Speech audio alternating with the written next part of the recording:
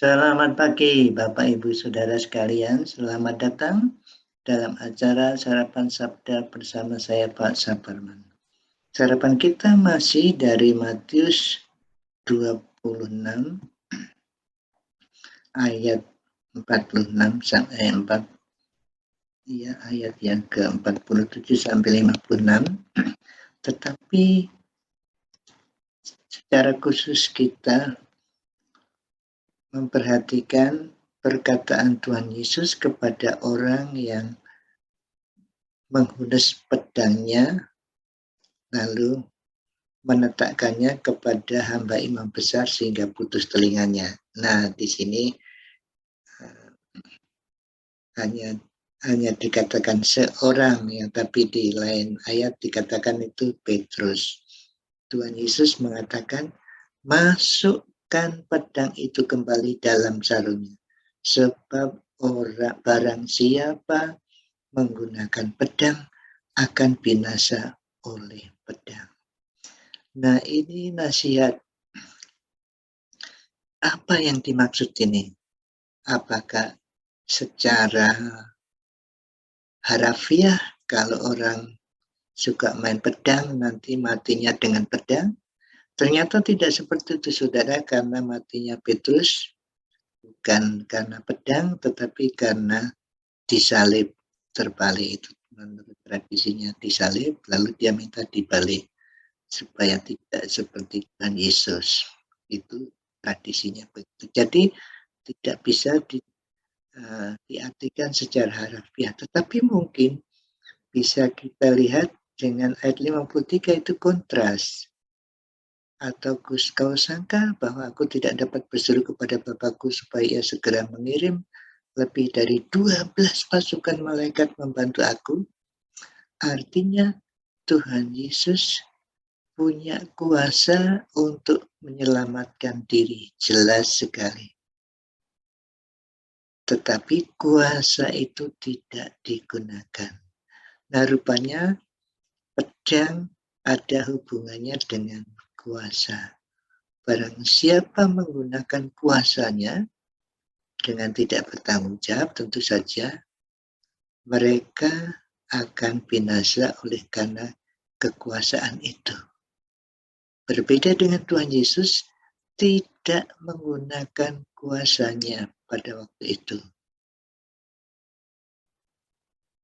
Karena kuasanya digunakan untuk hal yang lain, bukan untuk kepentingan diri sendiri.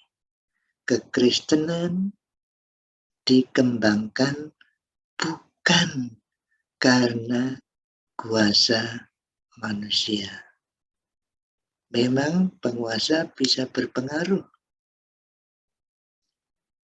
sehingga orang bisa mengikuti penguasa itu, tetapi bukan dengan kuasa itu orang bisa percaya.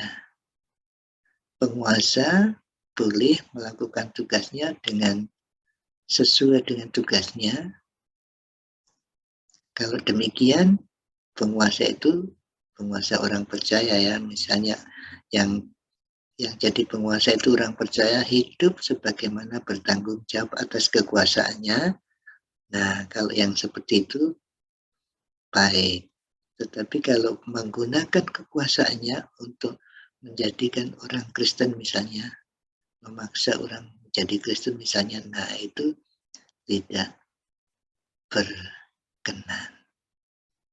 Mari kita mendoakan saudara-saudara kita, orang percaya, anak-anak Tuhan yang diberi tanggung jawab, punya kuasa atau menjabat satu jabatan yang tinggi, kiranya saudara-saudara kita itu dengan bijaksana menginspirasikan kepada pejabat-pejabat lainnya untuk mengambil keputusan secara bijaksana. Mari kita doakan saudara-saudara kita yang berkecimpung di dalam pemerintahan maupun di dalam politik atau menjadi pejabat.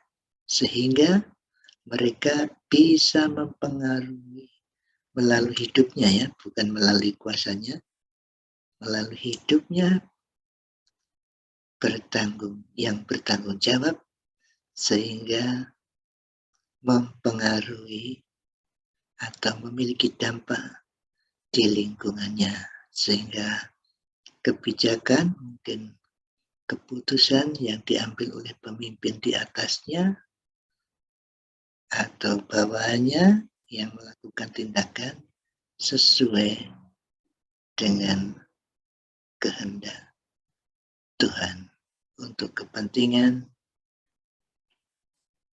rakyat atau bawahan yang dipimpinnya. Mari kita doakan mereka.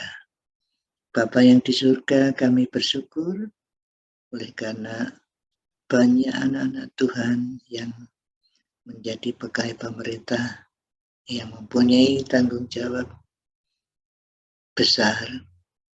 Kami berdoa untuk mereka, kiranya kehidupan mereka menginspirasikan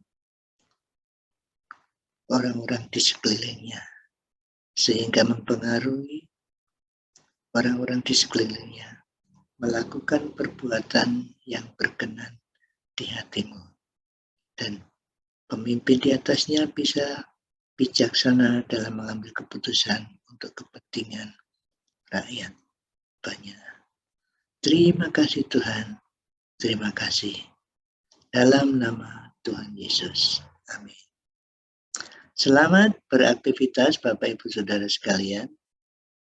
COVID belum selesai, jadi mari kita ikuti prokes, pakai masker, jaga jarak, jauhi kerumunan, sering cuci tangan, dan kurangi mobilitas. Di rumah saja ya, kalau tidak penting, tidak usah pergi.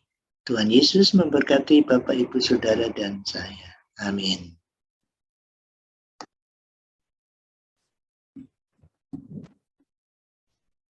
Terima kasih Bapak Ibu Saudara telah mengikuti acara Sarapan Sabda. Jikalau ada kritik atau saran, silakan menghubungi kami. Ini ya.